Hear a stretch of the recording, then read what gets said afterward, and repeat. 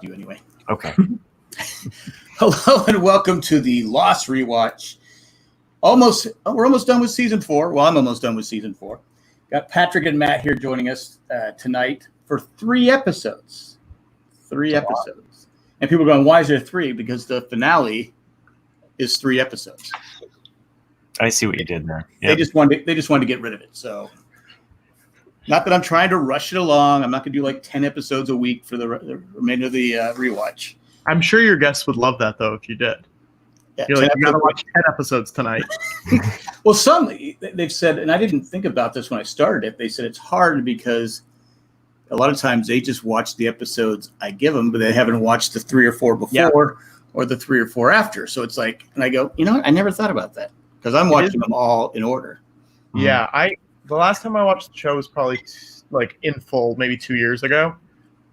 So it's fun trying to like remember the context for a lot of things. Like you're just seeing a lot of the small stuff, and I'm like, oh yeah, that hasn't happened yet, or oh yeah, that just happened. Like, just trying to get in the right headspace is always an interesting. Because when I first started, I wasn't doing these shows live. I would do.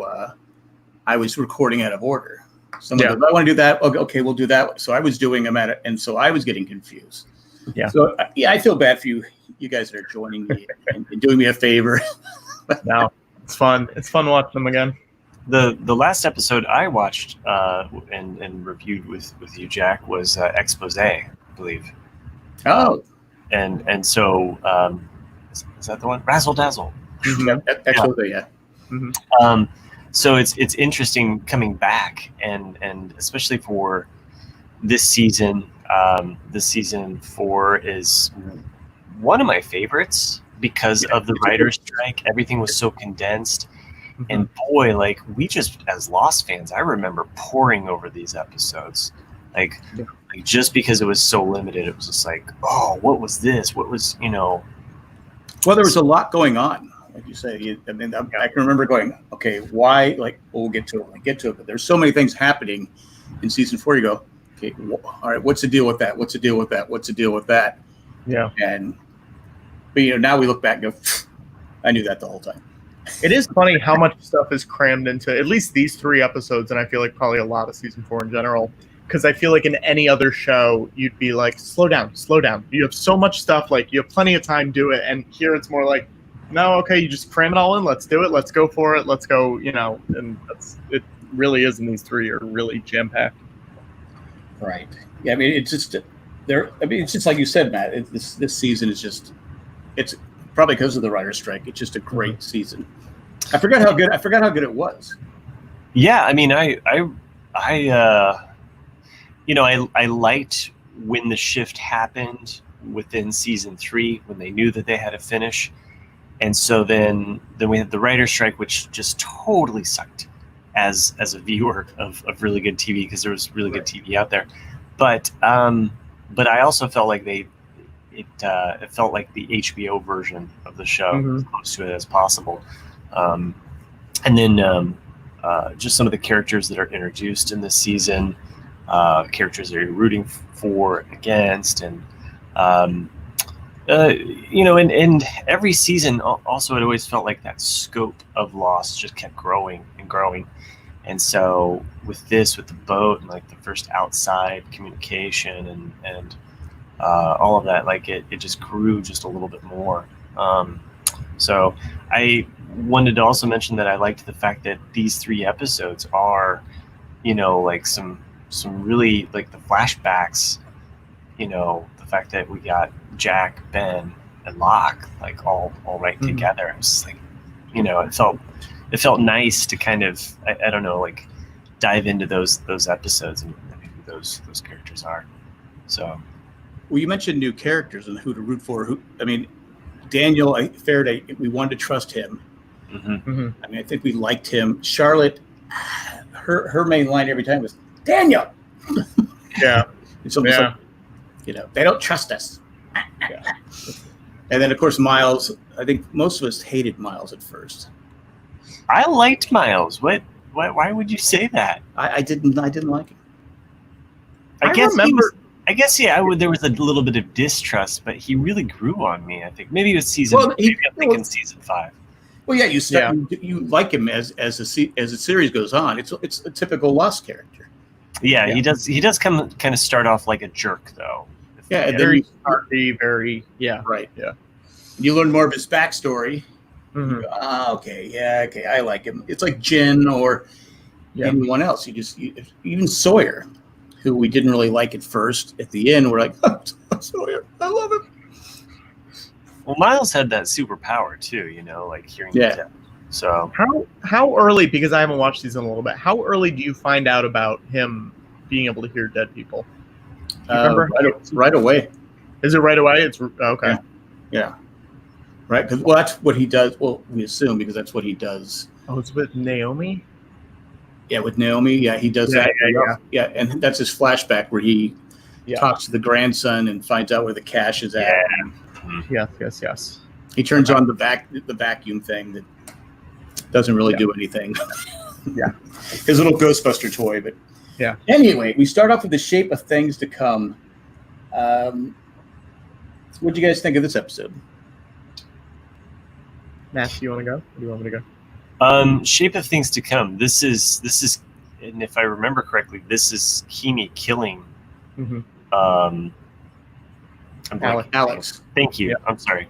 And I remember, it's weird because it's like, you're rewatching it, but then you're also thinking about kind of like the first time you watched it and like how certain things really stood out. And I knew, I was like, things are not going to go well in this episode. Like, and just that whole interaction. And I remember like, man, this showdown, it's not going to end well. And oh my gosh, like it just brought me back. It brought me back to that lost moment of really hanging on to every word. And then also getting Ben, like where was he at, right? I mean, this is right. And even bringing up the whole Charles Widmore, it ends with him. And so yeah, it was an exciting episode to kind of jump right back into Lost and remember like all of the great mysteries that were. Yeah, so I liked this one.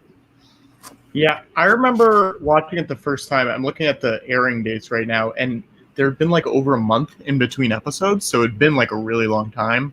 Really? Last one, yeah. And I remember I was on a family vacation when it aired. We were in London, and we like didn't get a chance to watch it. And we were like flying home the next night or something like that. And we got back at like 2 a.m, and I was like, I'm not going to sleep. I have to watch the episode. Like, sorry, guys. And we like set the VCR up, and I was just like fingers crossed the entire plane ride. I was like, I hope it's taping. I don't know. I think it's going. Right. Wait. What did you set up? The what? Yeah, no kidding. I know. Remember 2008? Yeah. Or you'd have to wait like an insufferable amount of time until they actually posted it online. Yeah. I remember I was so excited for it, and then I remember I watched it a bunch because I think watching it this time, it feels like, I don't know if this feels like this for anybody else. It feels like a change in the show where it gets very sci-fi, dark, like they start like building up a lot of things in this episode, and it just feels like you're going along, and this is the right turn that like heads to the end game of the show. Yeah, but it's there's so much stuff that happens in it. It's so like action packed, and it's just blam, so many things going on. Yeah, I like this episode a lot. I know when because Matt, you said that you thought Kimi was gonna kill her. I was like, nah, he's not gonna kill her. It's just a bluff, Yeah. But once he killed, you kill a child, right? Yeah, it's like, all right, he'll kill anybody. Yeah. I mean, there's nobody safe on. They did it. It was.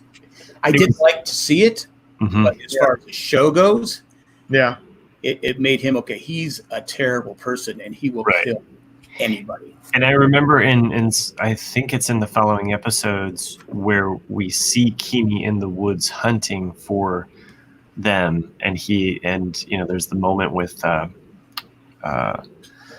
baby, and I just remember thinking like, oh, this makes this scene even more powerful because like Kimi means business, right? And Patrick, to your point about like.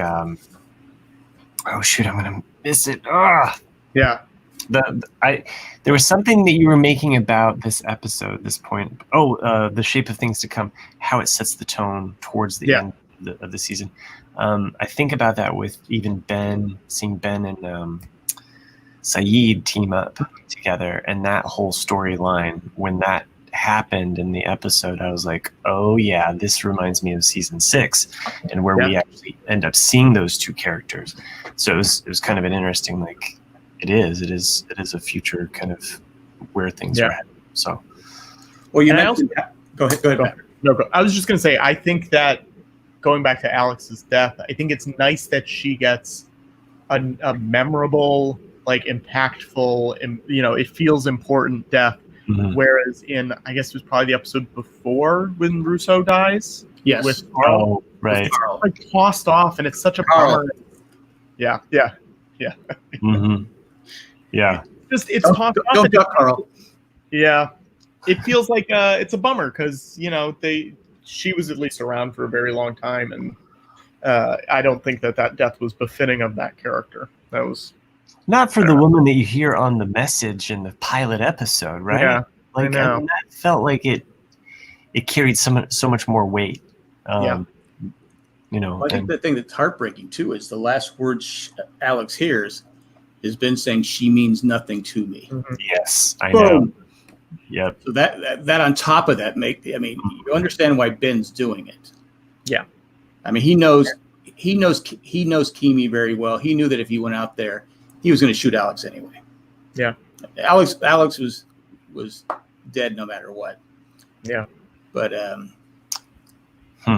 Ethan says no one's mad about Carl. No. It was long overdue.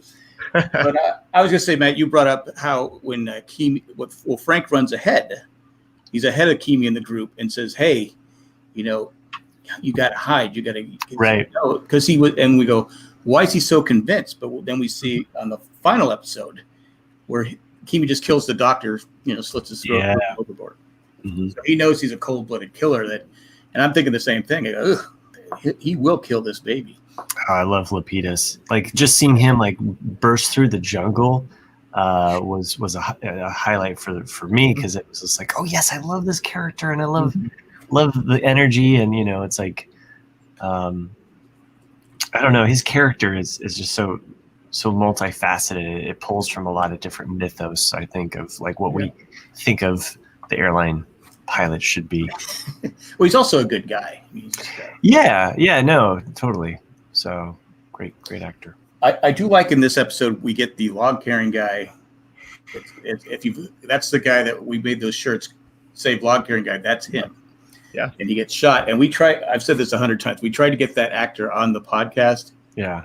And my God, it was like we were trying to get Tom Hanks. It was just. Did he not want to do it, or what was the reason why it was so hard? I don't know. It just was one thing after another. And I finally said, I told Jay, I said, "You want him? Yeah. You talk to him." I mean, it could have been us it could have been us. Maybe he just didn't like doing stuff like this. I don't know. I'm not trying to criticize him too much, but it was like, I know I tried for like 2 weeks to get on the show. I said, we even have a shirt with your logo. Yeah. I'm holding out for a much better podcast. Is that what that could have been it? It happened more than once. But I do like that he gets shot. Yeah. Yeah. So is he the only log carrying guy there? Because after that it's only Claire and Aaron, Hurley, Locke, Ben, and Sawyer. I think he was. He basically had a red shirt. He was carrying. But I don't remember him. Was he in the group that was walking with them? I mean, what happened to all those people? That would have been so distracting if it was just like, here's all of our heroes and the other guy, the one other guy. At least throw a second one in. Yeah. Yeah. But they blow up Claire's house, and suddenly Sawyer's become very protective of Claire. Mm-hmm. I mean, he's slowly starting to get that character that he's come from, where he was just a crappy person. Yeah. All the way through season 3, where he's slowly evolving to a person that we care about. No? Yeah. I mean, I feel he's probably one of the characters who has the biggest arc, like the character changes the most. I guess him and like Jin maybe. where they just go from like, how do you like this guy, to people crying when they die at the end. Right. You know? Exactly. Yeah. And then we have Ben going. Ben is off, and he's in Tunisia. Yeah. Well, that was the other, like Matt said earlier, how this season opens up the world so much. I remember being excited when that happens, where it's just like, holy shit, like so much stuff it's just getting bigger and bigger and expands the whole world to make it a much fuller picture of what's going on, outside the island is very exciting. Now, I know it's hard to remember because during this time we were pretty much done with flashbacks. Mm-hmm. Most of them were either they were just present time, weren't there? Flash forwards. Yeah. I guess they're mostly flash. So if you can remember back 2008, did you guys know it was a flash forward, flash back? What was going on? Because we didn't know that. Did we? I guess we knew because Tom was off the island in Michael's episode. Yeah. Pretty sure we knew there were flash forwards at this point. Yeah. But we didn't know how or what. I mean, yeah, I don't recall. I mean, the Ben one definitely, I felt like we knew it was a flash forward because he finds out that it's 2005. Right. Mm-hmm. And by the way, like there's an event that happens in, I think it's the next season. I think it's in season 5, towards the beginning of that series run of season 5, is that timelines of the timeline of the Oceanic 815 and the tsunami of 2004 would align or what have you. And I kept waiting for like something like that to occur in the show, or like have but a lot of people, I remember that a lot of people that was kind of going on. So it was always kind of one of those things you were looking for in the background, like will this connect to that in some way. So but anyway, 2005 flash forward, and then just even that thought of, go ahead, I'll let you go there, Jack. You have a rundown. No, go ahead. No, I just any direction you want. No, I'm just thinking in terms of like, the fact that he gets out and then he uses Kerouac's name, Dean Moriarty, from On the Road. So it's just one of those like literary like nuggets that they love to throw in, and if you're in the know, you're like, oh, they use that. That's cool, So well, they really started doing the last 3 seasons. They really were doing that a lot, weren't they? Mm-hmm. Well, yeah, I mean, literary, and then like philosophers and all that, the Jeremy Benthams and the Rousseaus and everything. Faraday and Richard Alpert. We can keep going. Yeah. We can.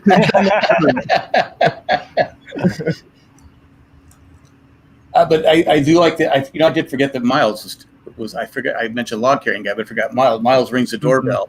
Mm-hmm. And is there no one else in that camp? I feel like there was. There had to be somebody, but I can't remember now. Well, Rose and Bernard weren't there. They were because Rose said, "I won't follow that man anywhere." Talking about I don't know, but I did forget about Miles. Whoops, my bad. But I do like that when he's checking into the hotel, we see Saeed on TV, and he was burying his wife. Right. Yeah. Nadia. Yeah. Nadia. Was this the first time that we found out about that she died, or did we find that out? No, that's the first time. Yeah, the first time we actually find out she died. Yeah. Okay. Because we see it at one point, right? Yes. Season 5. Yeah. Season 5, I believe we see it because I forgot all about it. I was like, oh, that's right. We find out she died, and then we find out how she died. And we're like, when did he find time to get married? Yeah. Yeah. I thought we saw it in season 6. It could have been season 6, but Ethan points out, not the person he goes to heaven with. Yeah. Nadia. Yeah, that's right. I looked for her for 7 years. I loved her. And again, not the person he went with, Shannon. Yeah. Poor Nadia. I don't make the rules. Yeah. The Ben shows up in Iraq and somehow Saeed with his sonar knows that Ben's taking photos of him. Yeah. Yeah. He does. He looks right at him. He Yeah. Maybe it's just that he has that sixth sense that he knows someone is looking at him. Yeah. And then the fact that he's been photographed and in the news lately, maybe he's just a little bit more on edge. Plus, he sang that song. I always feel like somebody's watching me. Yeah. Yeah. Did he sing that? Yeah, that was Saeed, wasn't it? It was still on the radio too. Yeah. I just heard it the other day. I'm not making that up. Let's see. Miles tells Ben this is where Miles tells Ben they have your daughter. Mm-hmm. But then Keamy kills Alex. Anyway, but do you think that Ben? I mean, obviously Ben loved Alex and cared about Alex, even though there was some friction there at the end. I don't know. Someone killed my daughter. I don't know if I could function after that. Right. Yeah, but he's also I mean, Jack, I don't know you that well. He's a psychopath, and I don't think you are. But so am I. I know. Yeah. I've podcasted with Jack enough. I can testify that he is. I think the other litmus test is the fact that you still root for the San Diego Chargers. So, well, yeah, the San Diego Chargers, yes, right. But no, But you're right, Patrick. He's not all there. Yeah, He's just got no heart. But it's just like, okay, your daughter, and you're responsible. Yeah. Your daughter's dead because of you. Yeah. Yeah. I mean, it seems like it was sort of that fight or flight, impulse that locks in, where he's like, okay, I'm just gonna get really angry about everything now, and here we go. Like, he chose that path instead of the let's shut down and not do anything. Well, he goes into his secret room, and then Sawyer's mad. Yeah. I just was like, it's just one of those things where you have no. How can anyone have sympathy for this guy? I mean, you love his character. I mean, Ben is a fantastic character. I mean, one of the best characters on Lost, without question. But as a human, I still don't understand how is this guy going to go to the next level? But Michael had to be a whisper. I keep saying this over and over again. Yeah, Michael did a couple bad things. Yeah. But Ben, that's a good point. Right. Maybe after they all leave the island / die and he's there with Hurley, he just really turns it around. He starts, Boys and Girls Club and really gets it together, and then that gets him through. I don't know. Well, you have Michael who did it to save his son. Yeah. Ben did everything and got his daughter killed. Yeah. So again, yeah. I don't know. It bothers me. but Ben says he changed the rules, and we're like going, well, who's he? Yeah. What's he talking about? Yeah. But Ben comes out. The house starts to shake. He's telling everybody to run. Smokey's on the loose. Okay, now did Ben have control over Smokey? Did we ever get a definitive answer on? Yeah, because doesn't he go down into a room? Yeah, he does go down into a room. Yeah. But does he have control over him? I don't know if we ever get a firm answer on that. I don't think we did. I don't think we ever got a firm answer on that. Why would if then Ben was working with Man in Black the whole time and not Jacob? So here was my thought on this, watching this time, and I've watched this enough times that I knew he went down into a room. Yeah, I just knee jerk. That thought crossed my mind, but did he just lower the fence? Because the fence was always there to keep them out. Did he just lower the fence? Keamy Lord, Alex. Right. Alex, yeah, that's true. Yeah. So like I said, we've never gotten an answer on that I know of. There's a little tin can in his basement. Hello, I need your help. It's like, it's one of those questions you go. I mean, it worked out for them. Sure. This was also maybe one of the few times while I was watching the show, it was more looking back. I was like, oh, that was so cute. That was so 2000s.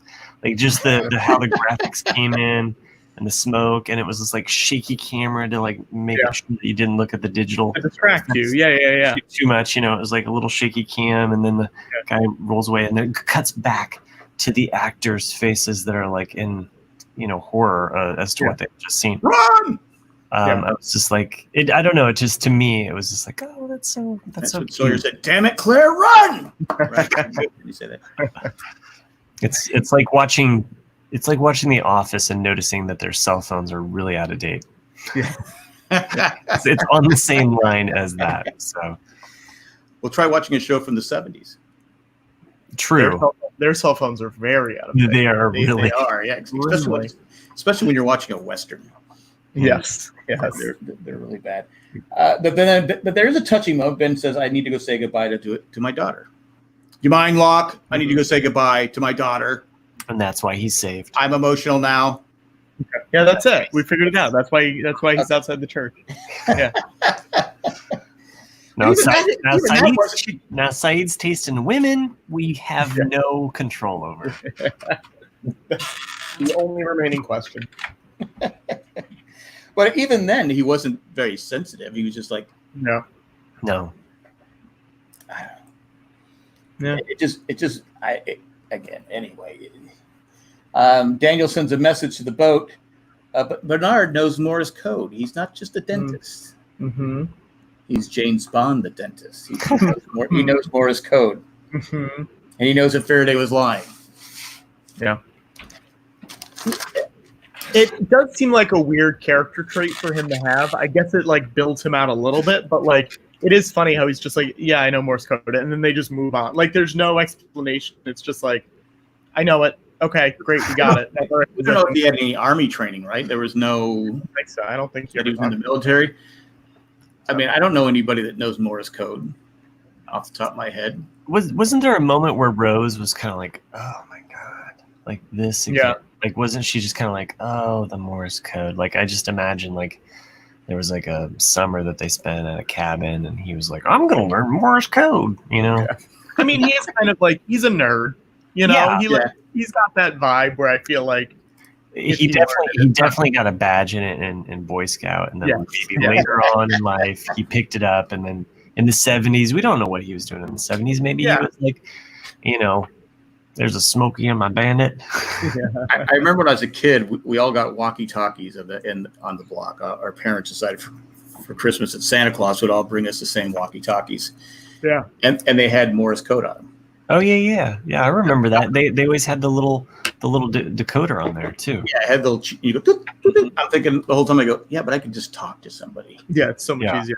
Yeah, dude. Oh dang, I screwed up. Yeah, there's no delete button. I can't go back and. Hey, that last one's wrong. Beep, beep, beep, beep, beep. Start again. I was always like, you're going too fast. Slow down. Wait, what's a fast and what's a slow? Yeah, just type your slow real quick. Type your slow real quick. Yeah. Think about that. Anyway, Lost. Yeah, just Locke pulls a gun on Sawyer. Yep. And then Sawyer pulls a gun on Locke. I thought that was fair. Because I liked that Locke was Sawyer was sticking up for Hurley. He's my boy. He's not your boy. He's mine. Like, it was kind of like an alpha thing about like who gets Hurley. Like, and then Hurley, okay, I'll go, man. I'll go, dude. Yeah, dude, I'll go. Because he doesn't want to see any violence. Yeah. But I don't think in season 3 Sawyer would have done that. No, for sure. So season 4 Sawyer has changed to the point where he's like, no, it's my job. I think it's when was it season 3 that season 3 where Charlie was trying to make Sawyer the leader because they didn't have Jack. I don't think Saeed was there, and also Locke wasn't there. So they had, and he was trying to make him a leader. So maybe that's when he started evolving. Starting to step up, maybe it's also too. You got to think of the Losties as kind of like, when one's not there, the other ones pick up the slack that the other ones normally do. So it's kind of one of those like, all right, Mom and Dad aren't here, Kate and Jack aren't here. I guess I'll be the one to like look out for everyone. But he wouldn't have done. Like, all right, Sawyer's not here. Nope. Okay, Hurley's not here. Nope. Okay, I guess it's Scott, I think it's your turn. Yeah, I'm Steve. Yeah, well, you're in charge of the mayo from now on. Yeah. Well, that makes sense, but again, I don't think up until season 4 Sawyer would have done it. No, but this also sets up though the Sawyer that we see in season 5, Right? which is more of the protector, the one that's I don't know. I can just see parts of that Sawyer, like that. There's like a definite, and I think Patrick's right. Like Sawyer probably has the largest range of every,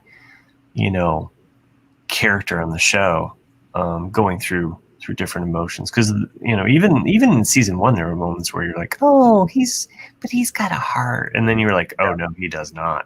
Yeah, you want to think he does. Yeah. Well, there's certain times he does, because he's the one I talked about at the time where you have Michael and Jen are fighting. Saeed and Sawyer run to break it up. And I always said, okay, why is Sawyer breaking it up? What does he care? Yeah. Mm-hmm. But yet he's breaking. So it's like at certain times he couldn't control his he just reacted instead of thinking, I'm not getting involved. Yeah. My party. That does feel like something where that was so early in the show that they maybe hadn't figured out Sawyer yet. So they were like, he's one of the main characters. Just put him in there, Sure. Right, yeah. And then we have the final where Ben goes to see Charles Widmore. And he tells Widmore, I'm going to kill your daughter. Yeah. Oh, yeah. This was and we know it's Penny. Yeah, this was a real mind blower moment here, too.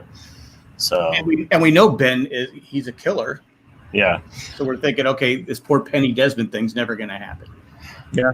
I also loved the dynamics that it set up here too, and the fact that you have the mile that you've walked in his shoes now, you at least sympathize with Ben enough that you're like, oh yeah, we're coming for you, Charles Widmore. And up until that moment where he says, I'm going to kill your daughter, and then you're like, whoa, I think we've gone a little too far here.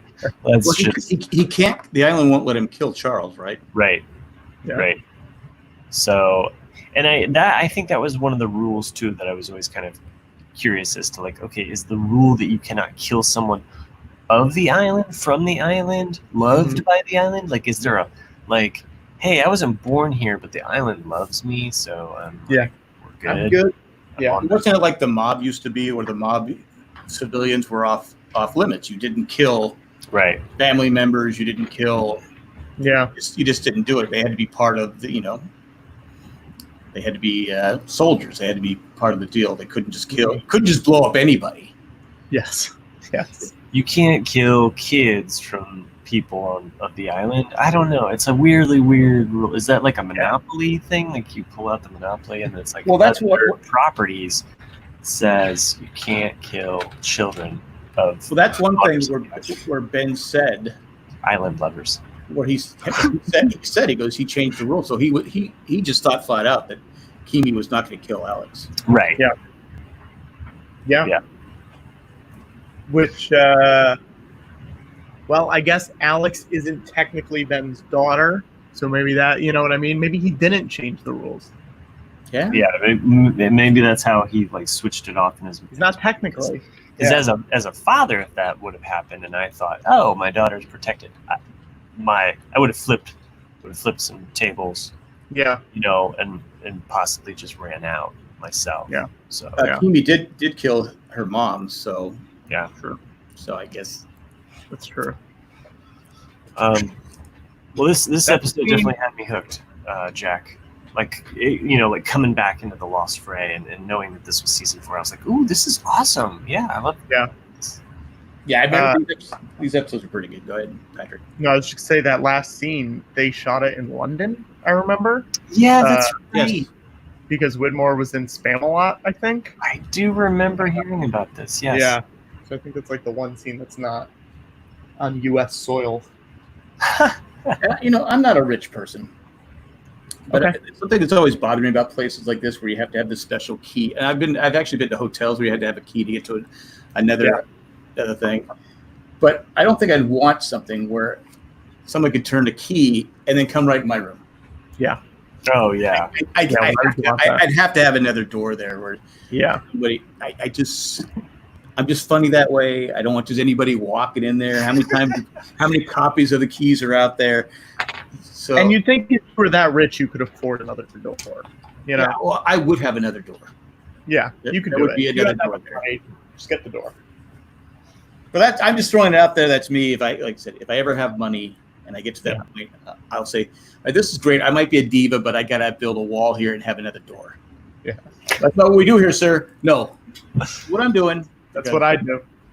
I've seen Lost. I see. Yeah. I don't want some bug-eyed guy coming in there and waking me up in the middle of the night. I got to get my sleep. Yes. I have enough trouble sleeping. I don't need Ben coming in there and waking me up saying he's going to kill my daughter. Then we had Something Nice Back Home.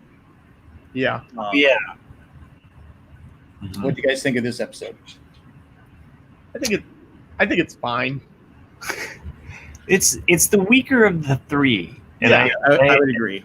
And I hate to, but there were some cool revelations. Kate in the shower. I didn't know she took showers up until this point. It was just theoretical. So she took a shower in season 2. Okay, well, in the hat, she took a shower. You got to pay attention, Matt. You really got to look close. Well. I know. It actually just hurts my joke. I'm sorry. That's okay. I lenoed you. I'm sorry. It's my bad for not remembering all the Kate shower moments in this. I don't know why I remember all the key Kate shower moments, but I do. For some reason, they just click. I don't know. And I didn't mean to be a creepoid and go right to that moment of the episode, but it was a moment though when Jack's like, you're like, oh, and that's the something nice back home. Well, it's just all this season when they were disguising Michael's voice his voice was different. Kate's voice is different in the shower. I mean, totally different. I don't know how that echo works, but it changed her voice. Like I was even watching it and thinking, that doesn't sound like. I swear this is Kate, but for some reason it sounds like Juliet. Yeah. In that moment, like I was actually listening to it before the reveal, thinking, I swear this is Kate. Like this is the moment that I'm thinking of. And again, I'm coming into this last episode was expose, so. Well, we find out Saeed is working for Ben off the island, and he goes into a veterinarian's place to get sewn up because he's been shot by Elsa, and it's not Ben's voice. But then okay, but the whole season they were doing that instead of just. I do remember that as well too, and just how like savvy closed captions is because they never reveal it, like they never. Yeah. But and we find out why Jack doesn't, because earlier when Kate works out her plea deal, he for some reason doesn't want to be around Aaron. I said Alex, but you don't want to be around Aaron. Mm-hmm. It's because Aaron leaves his toys all over the ground. So that would piss me off too. Yeah. Legos. You don't want to step on Legos. No. If you survive the island, stepping on one of those 2x4 bricks is way worse. Kid's not ready for those. He's Duplo at best. Yeah. we have our grandkids over here all the time, and they just leave toys all over the place. And my wife, 3 weeks ago, stepped on a toy car. It was like, ah! And but 3 days later, she goes, why is my foot all black and blue? I go, you stepped on that car. She goes, oh, that's right. And it still hurts now. Oh. I said, yeah, I do it all the time. I'm stepping on these things. I'm just like, try not to swear, but yeah, it happens. I think Jack said, gosh darn it. I need a drink. Well, on island, Bernard is arguing with Daniel. Yeah. Because Bernard has become like, he's almost becoming like the leader. Like, Jack is passing out, right? Who's going to step up and be the leader? I mean, there's nobody left. Like, there's Juliet. There's like three other red shirts. Yeah, I'm looking at who was in this episode just to see who the automatic next in line would be, and I think it is Bernard. Yeah, well, even this is because in the character Juliet is not we don't see her as a strong character, right? Yeah, I mean she's her ex-husband kind of dominated her. She was kind of not mousy, but she just kind of went with the flow. Mhm. even though she's tough. I mean, she was Right. yeah, you didn't want to mess with her because she could fight. But as time went on, it's like she almost became, when Jack was, when she had to operate on Jack, she took charge. She says, no, Yeah. you're doing this, you're doing this, Right. you're doing this. It was a completely different character than we'd seen with her around Ben. Of course, Ben had she knew that Ben at any time could kill her sister. Sure. Right. So, Yeah, and then the whole thing, the whole plot line of Jack having this appendicitis, I feel like it's kind of like we're gonna have 100 episodes of a TV show. Where's your appendicitis episode? Yeah. It feels like a plot from like season 1 or 2. right. It does. feels It like does. something that would have happened much earlier on the show. Like they had a bulletin board of all of these ideas. And Yeah. like, I don't know. No. Yeah, let's do the appendicitis. Start at it. Yeah. But Rose makes a good point. She says, how did he get sick? Oh, right. And Bernard goes, what do you mean? She goes, this island heals people. We know Yeah. that. How did he get sick? Was it the island's way of trying to keep, because Jack is not supposed to leave the island, right? Right. Yeah. Is it the island's way of keeping Jack on the island? That's good. That's a good. Yeah. All right. Thanks, Rose. Thanks, Figured it Rose. Rose would be a good leader. Yeah. Rose and Said could have led this group, and there's be less deaths. What about What a- Rose and Bernard? I mean, a king and a queen. You know?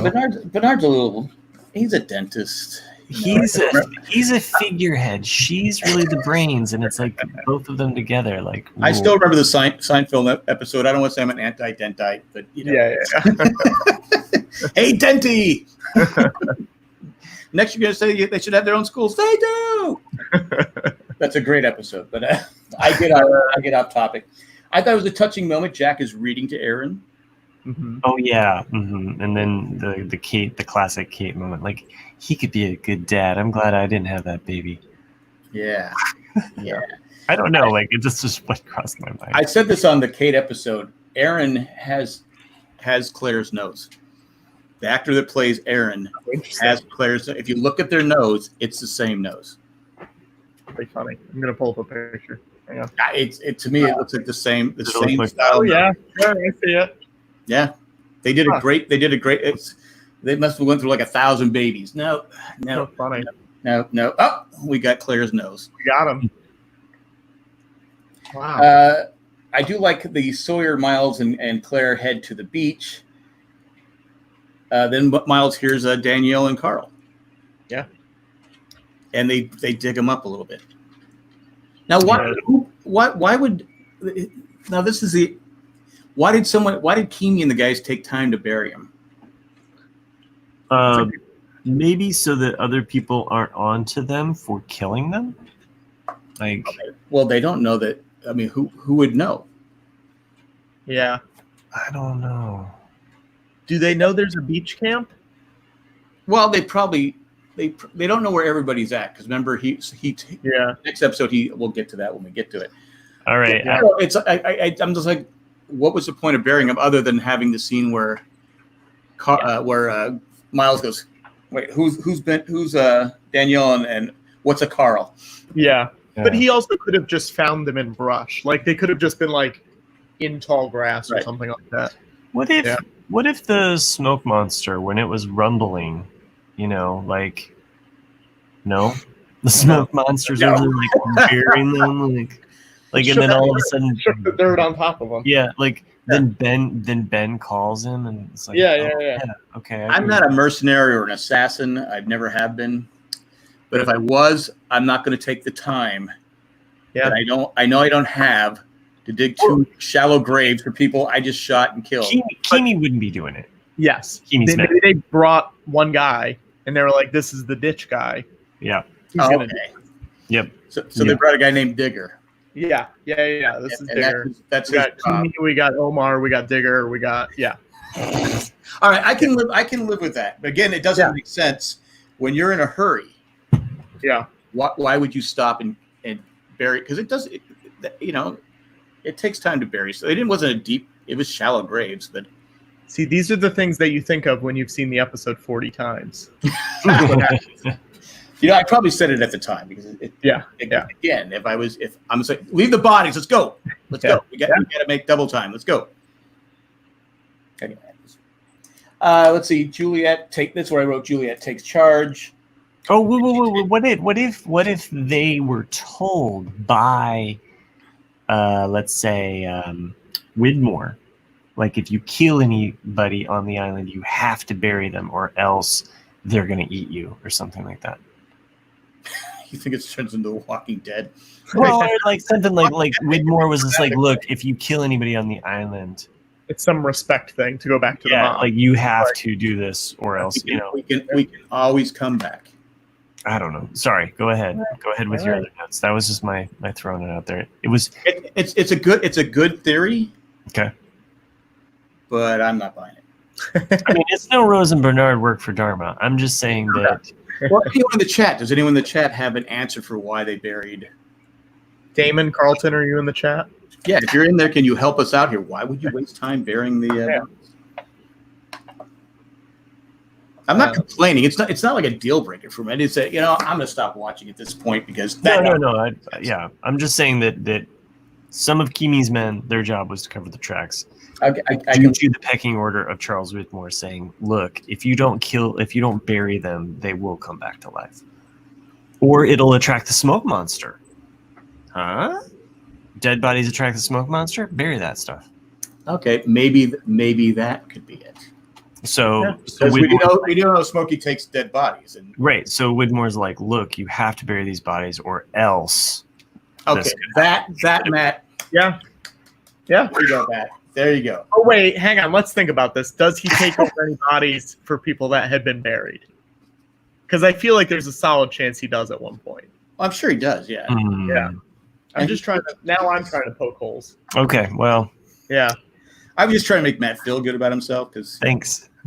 He's not right very often, so he's like this guy behind me. Oh, there you are, Jack. I thought you just took off your hat. I did.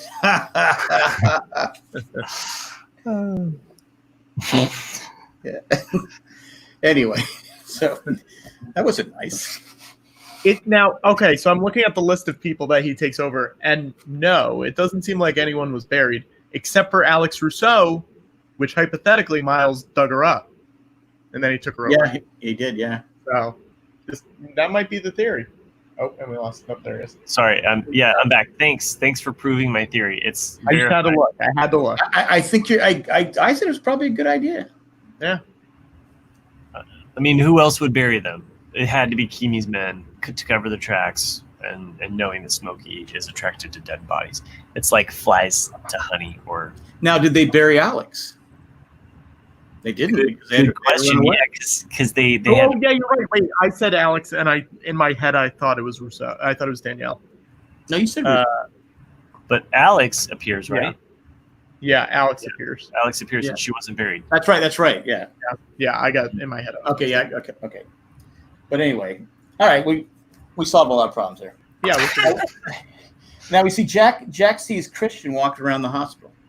Oh yeah, this one never makes sense because we know Smokey can't get off the island. That's the whole reason Smokey's so uptight. So what is going on with Jack? Seeing this is all in Jack's head. Yeah, I think that's probably it.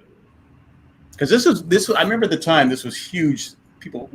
Theories were going crazy with this because at the time we didn't know that Smokey took over the bodies, right? We didn't. We had no idea, but we were trying to figure out why he sees it. He sees his dad on the island. He sees his dad off the island. What's going on? So it's just Jack. Maybe had I think he's having a nervous breakdown. I think he's legitimately having a nervous breakdown. And if he's missing the island, one of the things that he saw on the island was his dad, and it would manifest as his dad. He's not going to miss the island and think about like going back there. But if he sees his father, a manifestation of the island. And he's starting to have the anxiety and everything. He's self-medicating and all that stuff too. So right. We see him getting the prescription. Yeah. Which sets up who he becomes. And I think that I don't Although I do think the smoke detector was a red herring because Right, because that's what a lot of people were thinking.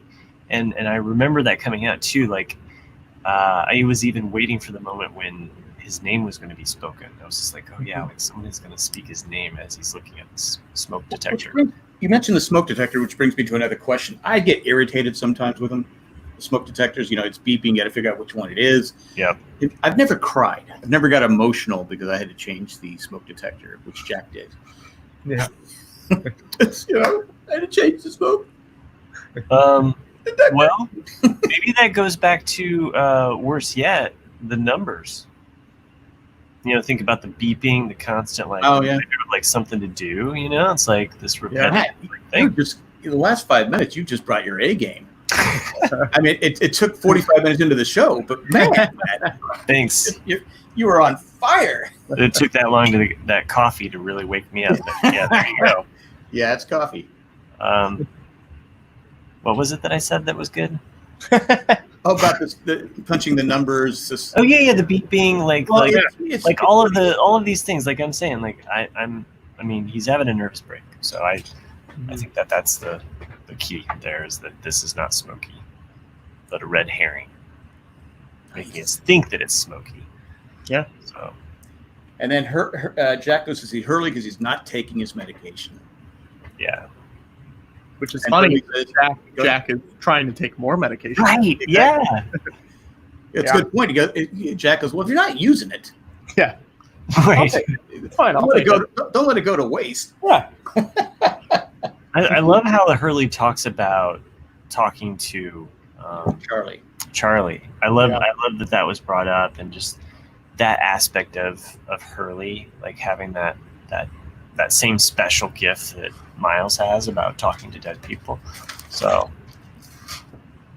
well, I like that Charlie had a message. He goes, "You're not supposed to raise him, Jack." Yeah.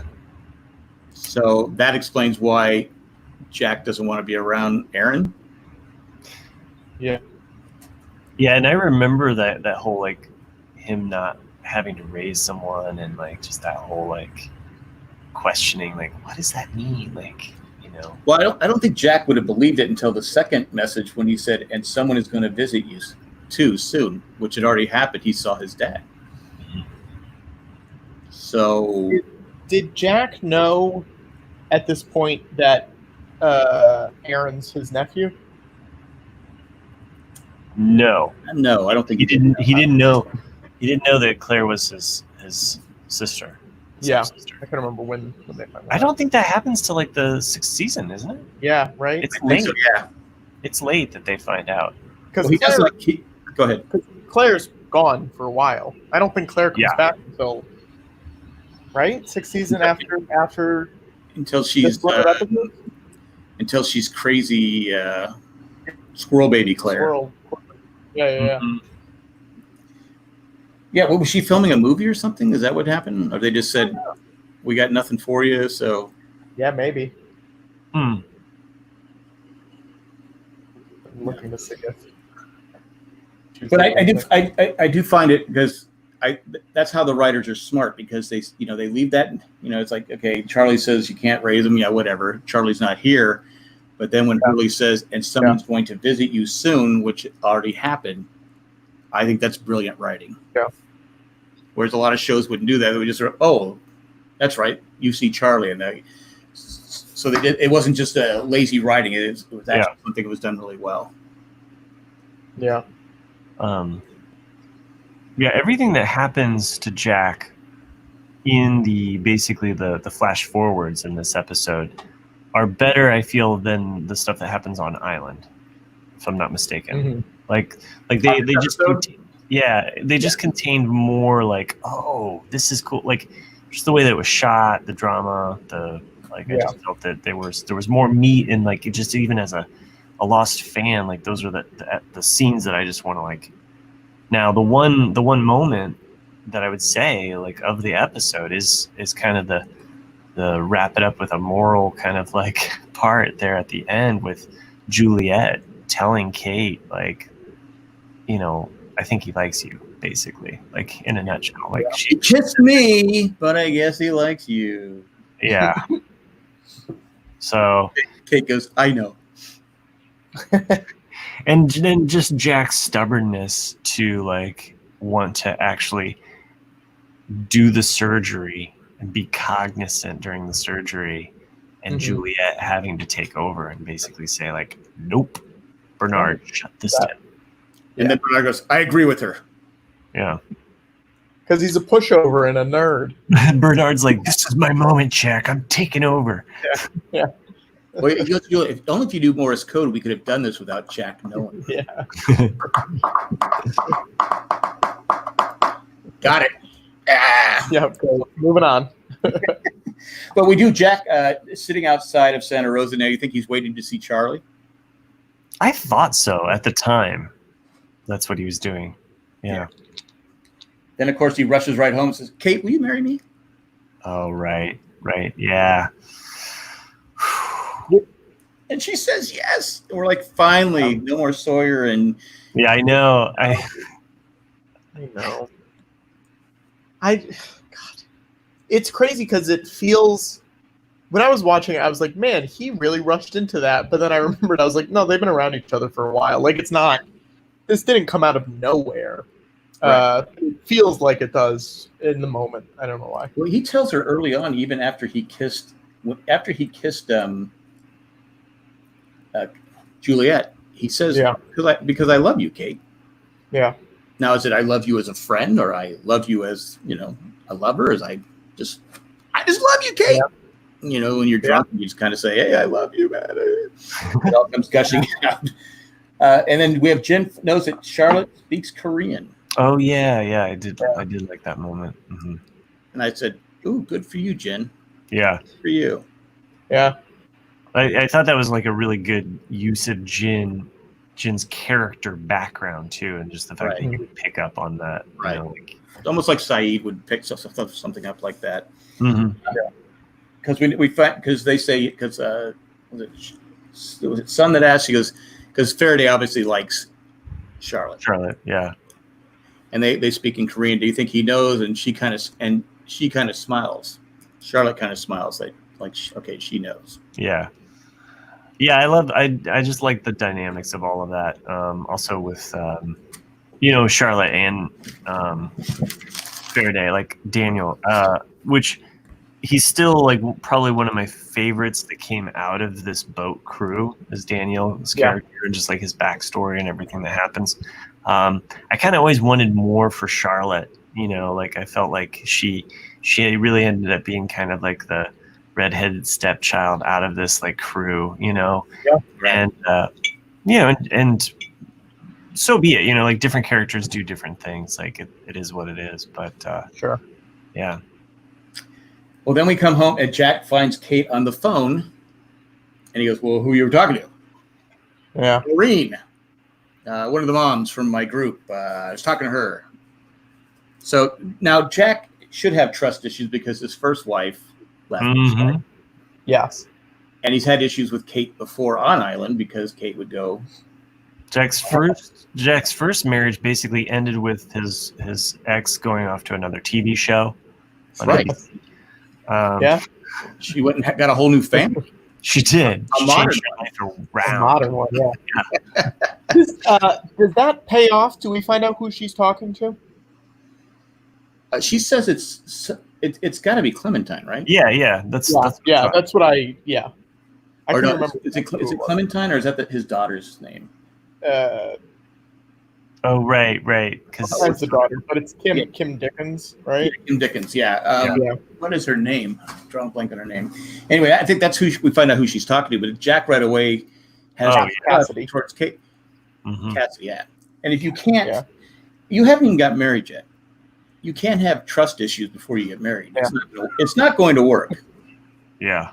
I'm not a psychologist. I'm not a marriage psychologist, but I can tell you right now, if you have trust issues before you get married, don't bother getting married. So you're saying Jack Shepherd is not the most well-balanced man out there? The most emotionally available and well-balanced guy? No? That's what I'm saying. I mean, of course he's got, he's seeing his dad and Hurley's telling him, okay, you can't be. I mean, maybe that was his way of breaking things off because he was told not to raise Aaron. Sure. Let me give Jack some slack here, because I forgot that he was told maybe that was his way of slowly,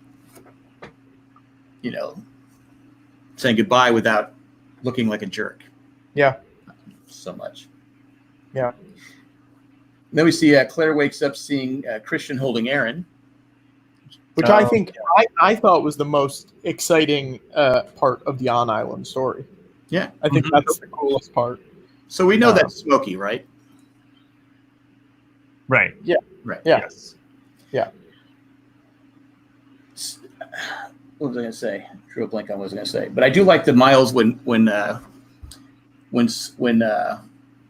because Claire says dad, but then when Sawyer wakes up, he goes, "Where's Claire?" Mm-hmm. She's out. She went for a walk. Where's the baby? He goes, "Well, with some guy. They walked away." He goes, "Well, why did you wait?" He goes, "You told me I was at a restraining order." Yeah. That's jerky Miles. That was a great. Yes, and I think that's probably why people, including you, didn't like him, because you were like, "What are you doing? Like, why are you doing this? You're being impossible." Yeah, exactly. Yeah, like get with the plot line, man. We're waiting for answers, and you're coming in here like with your attitude. Yeah. Well, it's one of those things. If you're trying to build trust with people, Sure. Yeah. that's not going to do it. But I don't think that's who Miles is. Yeah. Not this season anyway. No. That's what becomes buddy cop with Sawyer. Yeah. Yeah, go ahead. Go ahead, Jack. You had more to. Well, Jack is drinking. We find out Jack is. Oh yeah, and pill popping and drinking. Like, it's not bad enough that you're like, oh, I'm going to go for the beer that I know affects this drug in this way. Yeah. Which I always thought was kind of like, hit the nail on the head. And then, of course, he accuses Kate. Where were you at? Where's the nanny? I sent her home. Where you been?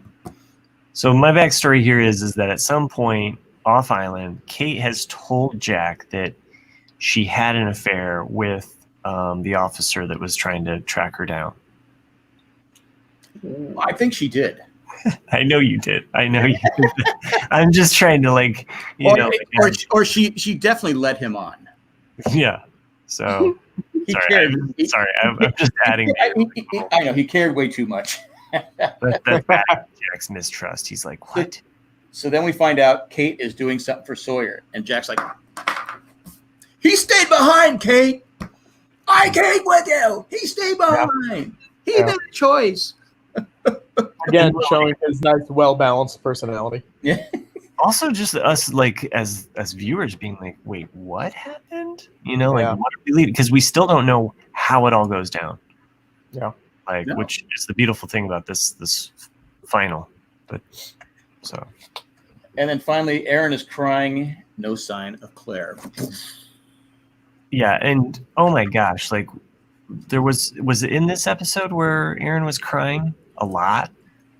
Like I was wondering, Jack, if like that triggered you as a grandpa nanny, if you were just like, get that baby to shut up, like come on, like would someone do someone not have a pacifier? His favorite toy?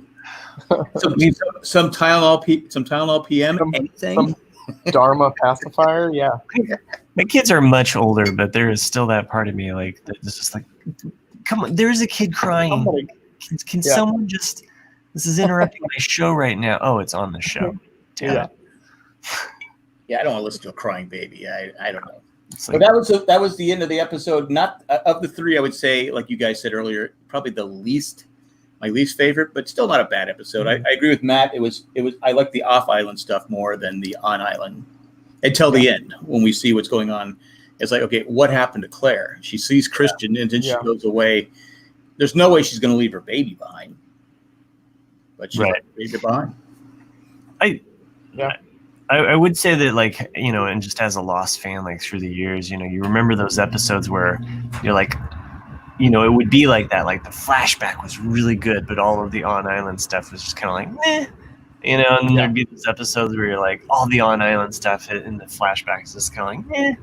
And then the ones that both of them work in synergy, and you're just loving every minute of it. So, which is a shame that they didn't I feel like if they had, I don't know if it was a network thing maybe, but like it seems like at some point they could have been like, we're not going to do a flashback this week.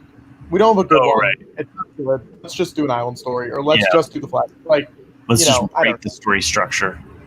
We We created the rules. We could break the story structure. It feels like if the show had been on an HBO or something like that, things would have changed. Right. Where they're like, we're just going to Well, do this week. Ben said they changed the rules a while back, so before, so they could have done whatever they wanted.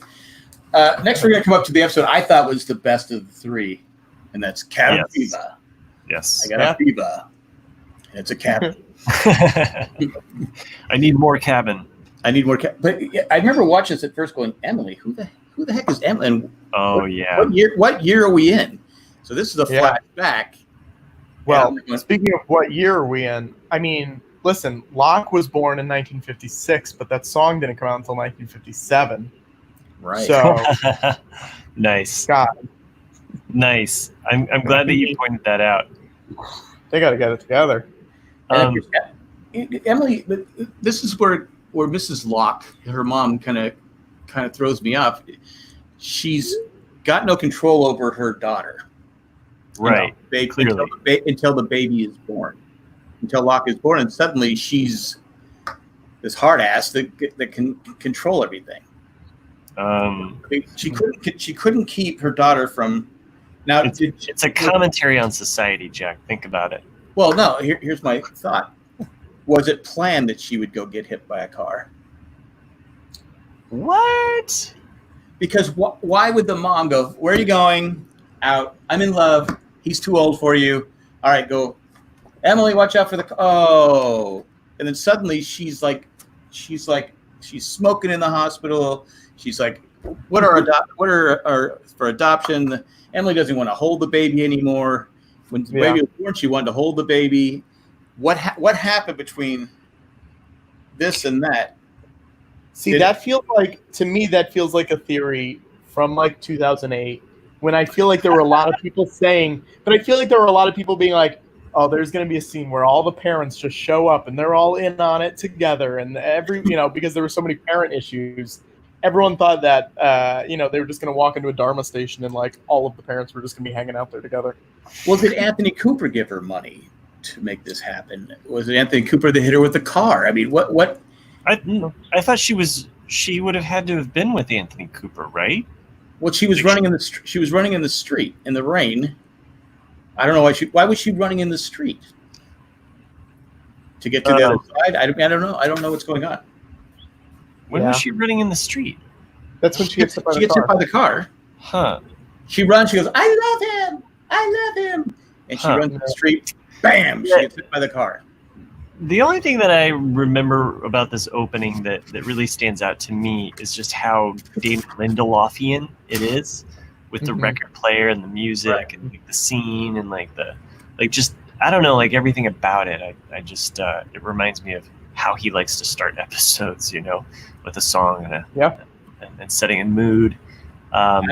If anybody has any answers for me, I need to answer those questions I just asked. I don't. I already did all of the heavy lifting earlier. Yeah, and I don't have any answers for you, so I can't help you there. I also feel like you're digging into a bull's horn with this one. I could be, but it's not something changed the character. The character changes from, because if she was really that strong person, there's no way Emily goes outside in the first place. Mm-hmm. No young lady. I mean, it was the 50s. She could have done anything she wanted to her, right?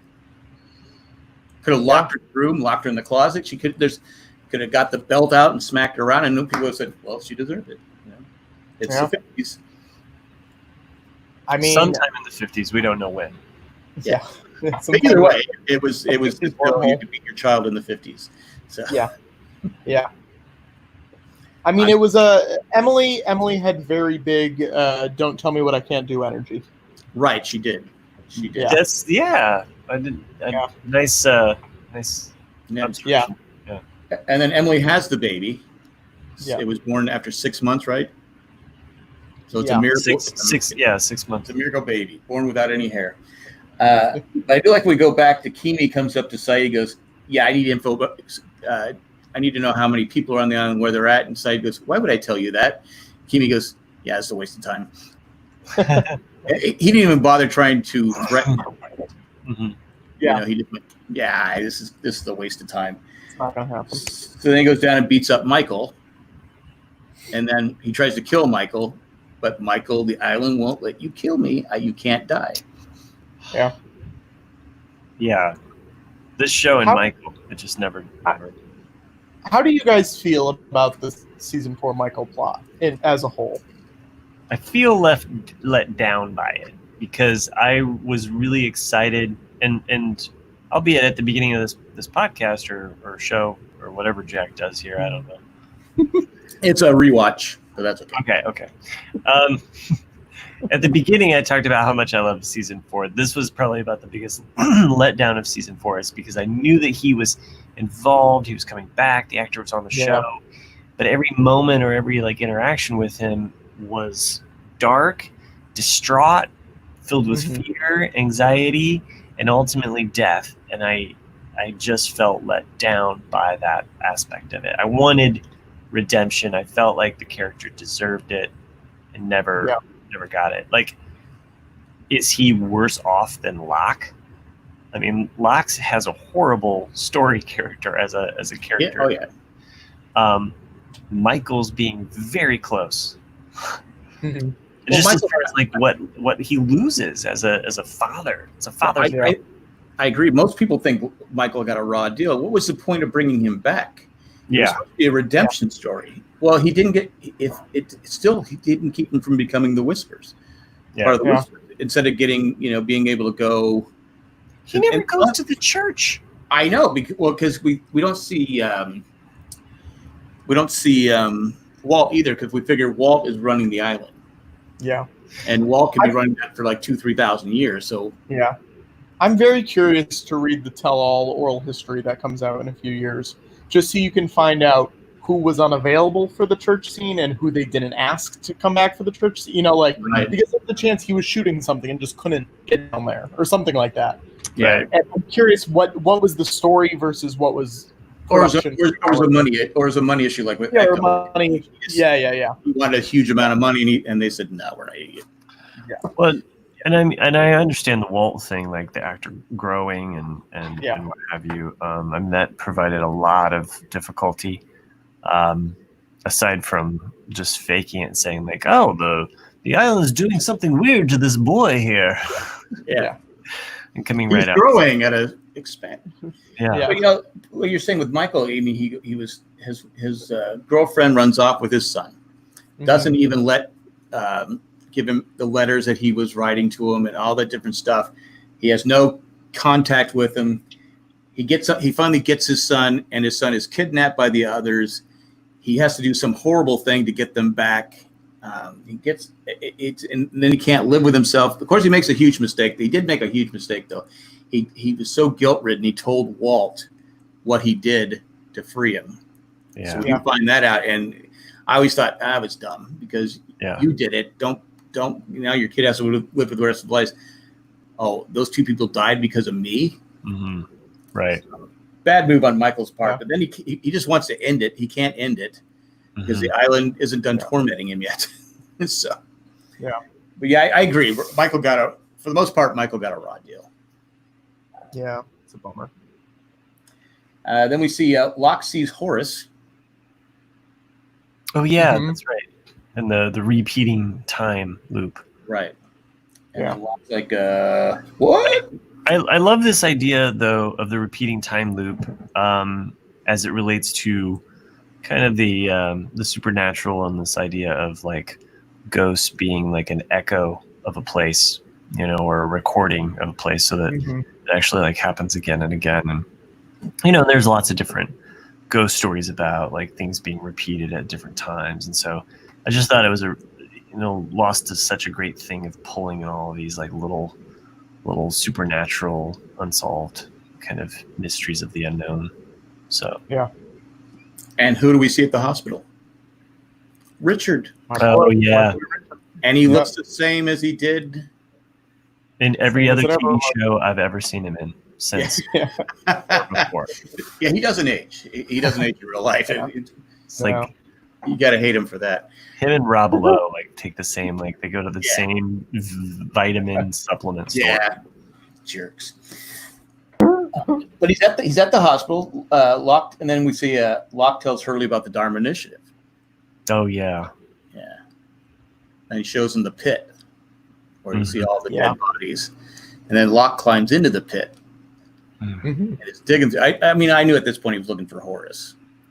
Yeah, right? We all knew. And that. also at this point, he's dealt with enough gross stuff that like, what's another few bodies? You know what I mean? Well, he was laying there for a while in season. That's true. Yeah, it's like coming home again. Yeah, that's where I was laying when you shot me, and I didn't have a kidney, so you couldn't. I couldn't die. I just went right through me. Yeah. I like when he said, "What happened?" Because Hurley goes, "What happened to him?" He goes, "He did." Ben goes, Yeah. "I'll be outside the church someday. Don't worry about me." Then we have young Richard visiting young John. Oh yes, I love this scene. And I think you mentioned it, Matt, that it was bad enough that what we see Locke's flashbacks as an adult. His flashbacks as a child. I mean, my God, you can see why he is the way he is. You can see why he's just. You have to have sympathy for this guy, even though I would not follow him on the island. I don't think he's a terrible leader. I was just curious, like, are you going to put down this kid, like as a child actor? No, I thought he was. Okay. He didn't really have to talk. I mean, just like. Ooh, this one. I thought he was fine, and then we see he has a picture of a smoke monster. Yeah, that was. And that was like. This also relates to like, I mean, I listen to a lot of paranormal stuff. So this idea of like kids having like future memories, or basically like kids are closer to where we're going. I always like they're actually closer to where we've been or where we're going. And so them coming out with these like things that they say or see or draw. So I liked that aspect or that supernatural element. So, well, you bring that up. I get way off topic here, but my granddaughter my daughter sent us a message the other day saying that she was in the corner. She's not quite 2 yet, but she was talking in the corner, just babbling on. And my daughter goes, "Who are you talking to?" Nana. She never met Nana. Oh wow! So she was talking to her, and she's done this before, where she's like talking to people that aren't there. Yeah. So anyway, I just throwing it out there. Patrick's giving a hard no pass on all of that stuff. No. Sorry, no thanks. I know you got to sleep tonight, Patrick. Yeah. As if I falling asleep the last 4 months enough. This will only add to it. So thank you. I'm not saying she's Haley Joel Osment. I'm not saying that. Yeah. But that is very like moody and atmospheric though, and it's got a good like. It sort of has a Sixth Sense vibe to it. Just like the tone of the scene feels Sixth Sense-y a little bit, which I'm sure was on their mind when they were doing it. Are you sure you want the knife? Yeah, you sure you want the knife? But we know that Locke loves knives. Yeah. Older Locke loves knives. So, and then Richard's like, he didn't pick the right one. And right. Then his foster mom comes in. What did you do? The kid's like, I just. They told me to pick the knife. What do you want? Yeah, it's surprising. Like, why wouldn't the kid like? I guess if I was faced with the knife, I would have gone for the comic book, for sure. Like the movies. I would have gone with the glove. Basically. Yeah, I would have seen you going with the glove, and then no kid's gonna pick the book of law. Like, that's cool. Yeah, sounds good. Yeah, you know, like, is that the one that Richard wanted him to pick? I think like, so. Because focusing on it. I got that feeling. I mean, I don't think I've ever thought that from prior watchings, but now I'm a little bit more removed when I was like, oh, I think he wants him to pick the book of law. Or it was a trick. There was nothing he could pick that was the right one. Yeah. That's what you think? Yeah. I don't know. No, I think he was the book also. Yeah. First I thought it was a compass because he did have Saeed's compass. Mm-hmm. Yeah, I mean, I like that scene too, just because it was definitely like a, oh, he picked the sand, like you could see him, like his eyes, like Albert's eyes, like being like, oh, he picked that, like the compass, like it's gonna happen, and it's like watching like was the sand from the island. No, and so it just felt like one-armed bandit, dials coming in. It's like cherry, lemon. Now, why would the foster parent? Why would she leave the room? Oh, probably because he slipped her $100 or something. Do we let strange men just talk? Okay, again, it was the early '60s, and that was okay.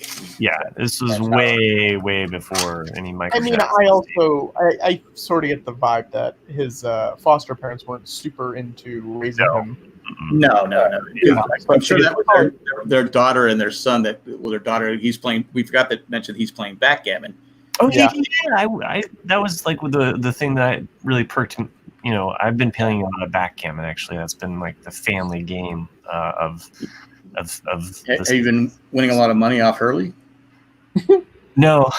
I mean, like amongst my family, and my son actually has come up with like different rules. Like so every now and then. Is his name Jay? No, I mean, like, we'll play with them. We'll stand by them, but we'll come up with fun, different ways of either setting up the board, or what we've just discovered is you add a third die, and so we, because with backgammon you can get doubles, and adding the third die you can get triples. Wow! And it makes the game go faster. But anyway, that's my little backgammon 2 cents. But I was really excited to see backgammon because I was like, not only do I have that Lost affiliation with the game, but I've been playing it a lot. So well, I felt bad for little Locke there where she just kicks the thing. It's a stupid game. Like, nothing but numbers and dice. Yeah, devil's plaything. And then Kimi doesn't care what the captain has to say. Oh, right. Captain just goes, I got nothing. But he does agree to work with Desmond, and Saidi is going to let him use the what's that little boat they called? The dinghy. The lifeboat. He gave it a name, and I should have wrote it down because I thought I remember it, but I didn't. Then we go back to John. He's shoved in a locker. The Zodiac. The Zodiac. There you go. Yes. Yeah, nice. I was trying to remember. I knew it was in there somewhere. That's a killer. It's not the first time they've mentioned that in this season. yeah. But we see Locke shoved in a locker. He's kind of bloody, and he's like, "Oh my God, can this kid not get a break? What the heck?" Yeah. He's talking to the teacher. And the teacher basically lays out for him, "You're not the star of the team. You're not basically telling him you're not the guy, but you can be somebody special, but you're not going to be that guy." And of course, he doesn't want to believe it, which has been his problem his whole life, right? Yeah, I mean, and I know that you have your Locke hating kind of moments, but that's not hate. It's just a fact. Sure, but there's just these great moments with Lost in general, where even like with the Ben episode, where we're kind of not a big Ben fan, but then throughout the episode, you can't help but be like, yeah, take that, Charles Woodmore. Ben's telling you off. Like you hit these moments, and I guess that's how it was for me with Locke. Like, yeah, I mean, I agree with what the teacher's saying, but we've also been Locke in that moment where it's just like, don't tell me what I can't do. Like I will work through this myself, and he just got released out of saved out of a locker. He's been tormented. No 15, 16-year-old is going to, I wouldn't listen. They didn't have big anti-bullying campaigns back then. No, they didn't. It was like, suck it up. Suck it up, Buttercup.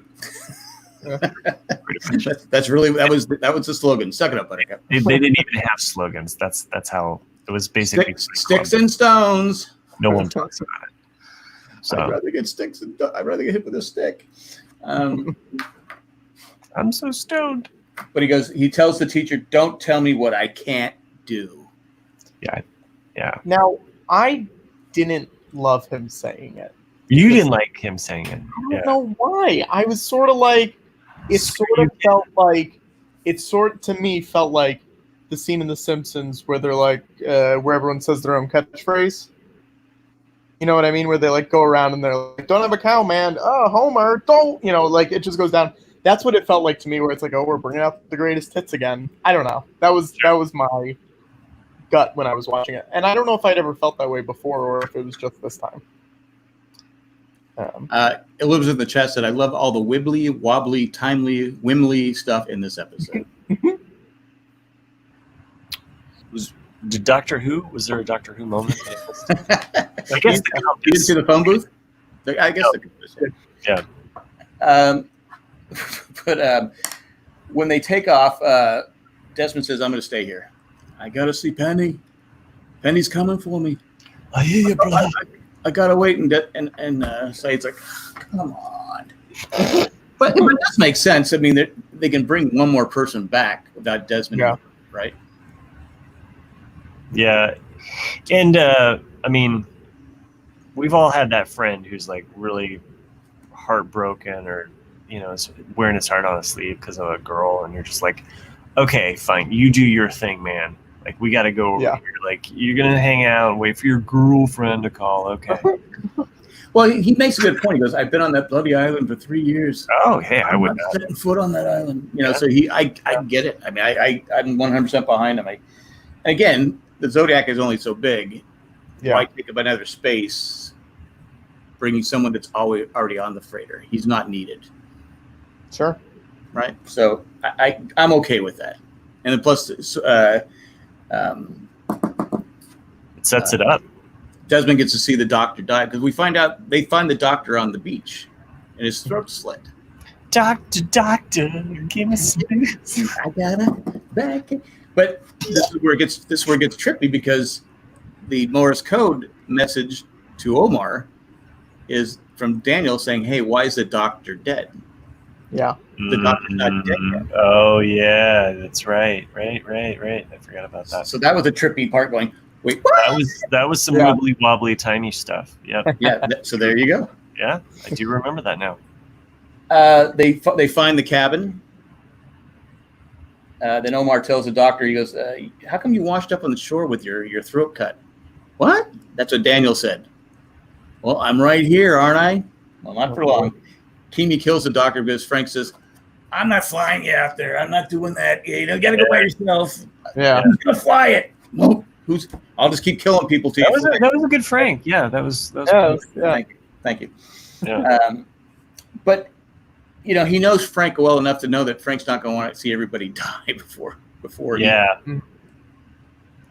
I liked that setup too. I just liked the dynamic of those two characters too, because you know, and it was just set up too with like the 3 episodes that we'd watched where we had already seen them on the island together, Frank and Kimi, and so seeing them again later on, and just upping the ante and upping the stakes, like knowing that, like, yeah, Frank's got a point, like you can't fly, like you don't. You know, but then, yeah, he kills the captain of the ship, and it's like, okay, well, I guess, you know, I mean, like, you couldn't drive a boat either, but here we are. Yeah, exactly. Yeah. And as we saw, what we talked about earlier with Kimi and Alex, we know he'll kill anybody. It doesn't matter. And if he's off the island, he doesn't have to bury them, so it makes it right. Exactly. You just throw him overseas and into the water and let the fishes eat him. But he made it all the way. He stayed on the coordinates. Yeah. 305, the Daniel coordinates. He stayed and managed to get all the way to the island. And then Hurley and Ben do not go in the cabin. Ben goes, "Nah, I'm not going in there." The right move. Arguably, definitely the right move. Yep. Yeah. And then we see Locke talking with Christian Shepherd. Yes. Everything about this cabin scene, I just remember, like, this was one of those moments when I was watching it again where I was taken back to when I first watched this episode, just how, like, you were kind of on every moment of this scene. Like, it just felt like the air was sucked out of the room, and when you're watching, you're just like just waiting for every creak, every noise, every, you know, and even those quick shots of, like, as it panned through I remember, like, going on message boards and being like, what else was in the cabin? You know, like, Oh, he's got an old license plate. It says that it's from Ohio.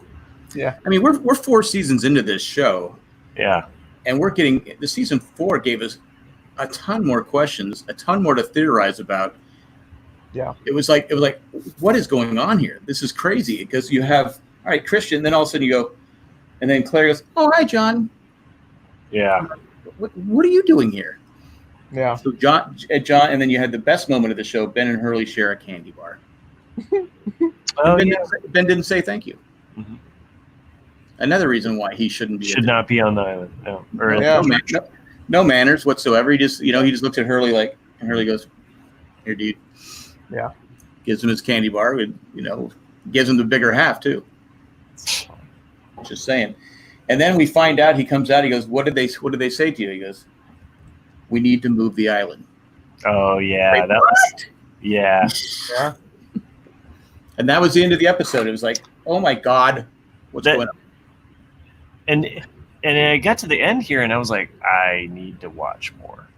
It was definitely one of those moments. I mean, and I've gushed about season 4 already enough. I know that some of the episodes coming up with the final of this season were just like so memorable. Jen!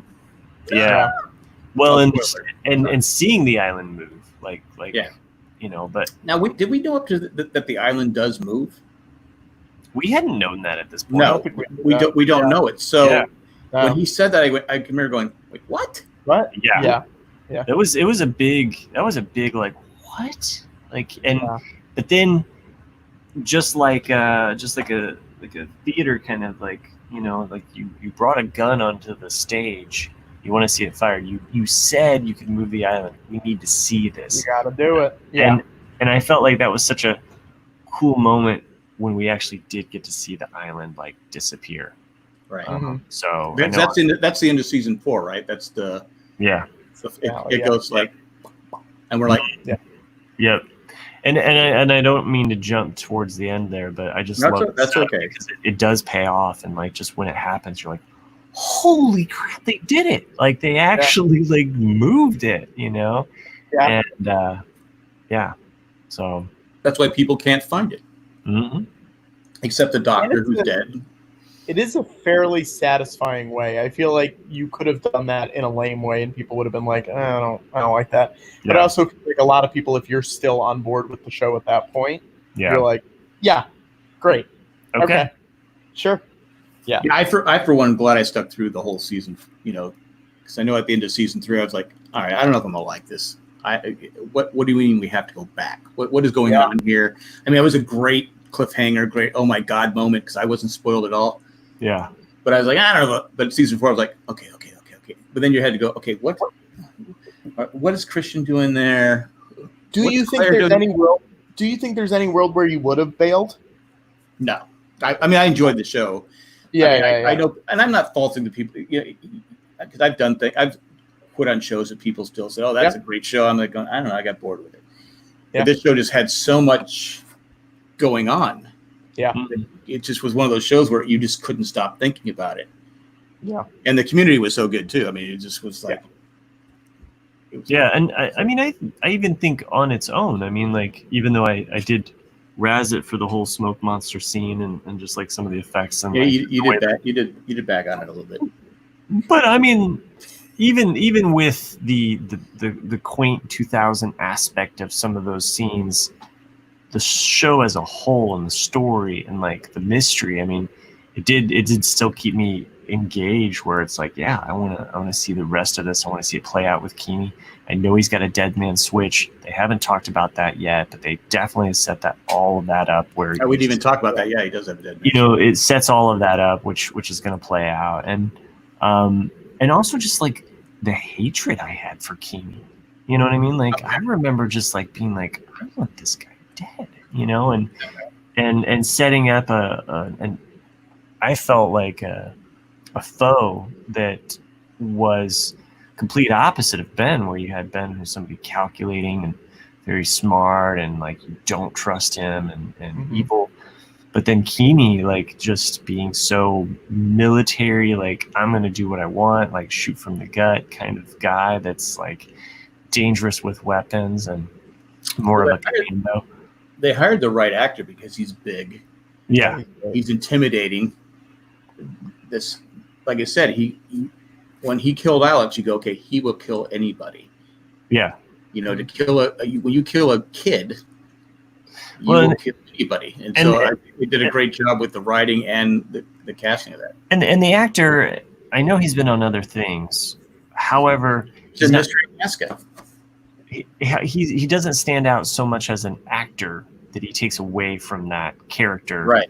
Knowing that, like, this guy is somebody that I'm not familiar with, but he's coming in and I believe him as a so I enjoy, it's one of those things coming back to season 4, like the characters that I see in these episodes and really he wasn't a big name. He probably still isn't a big name actor, but he was great in the role. Like you said, you hate him.